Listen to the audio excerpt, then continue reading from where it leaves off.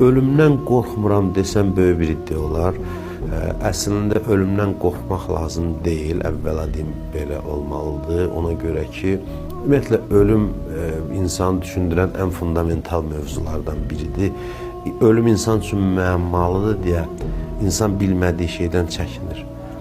Vaqif Səmədoğlu'nun müsahibəsi vardı, son müsahibələrinin birində deyir ki, ömür boyu həmişə ölümün necəliyi haqqında düşünmüşəm və indi astanasındayam və narahat deyiləm.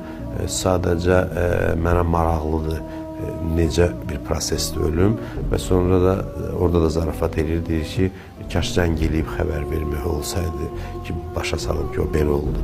Doğrudan da bunu heç kəsə zəng eləyib xəbər etmək olmur, bildirmək olmur, məlumatlandırmaq olmur. Dünyadan köçən dünyaya qayıtmır ki, yaşayan insanlara xəbər versin və hər insan onu bircə dəfə yaşayır. Quranın özünə məxsus yanaşması var ölüm barədə. Deyir, hər biriniz kullu nəfsin zaiqətül maut. Zaiqətül maut yəni ölümü dadacaqsınız, həzm edəcəksiniz. Yəni insan ölümü ilə ölümü öldürmüş olur. Yəni ölüm insan üçün yoxdur əslində. Ölüm son deyil.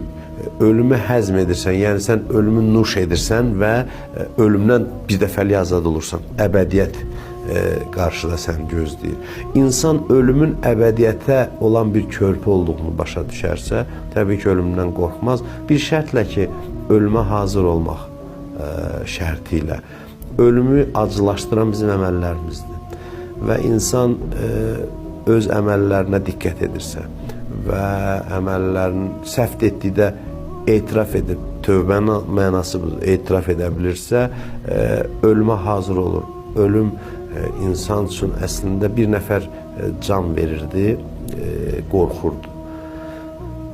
İmam Əliyə Nəqəli Salamın başının üstünə gəlir və deyir ki, sənin bədənində çirk olarsa, yaralar olarsa, hamama getsən, yunsan, təmizlənərsənsə, hamama getməkdən qorxarsan, deyir, xeyr.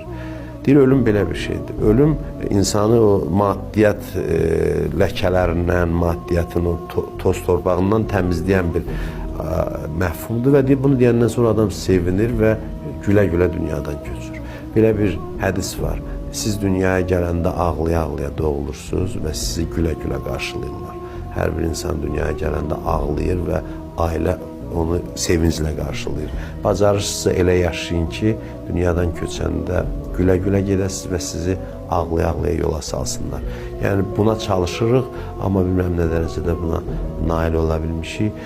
Hər halda ölüm qorxusundan o insanlar azad ola bilər ki, Allahla görüşə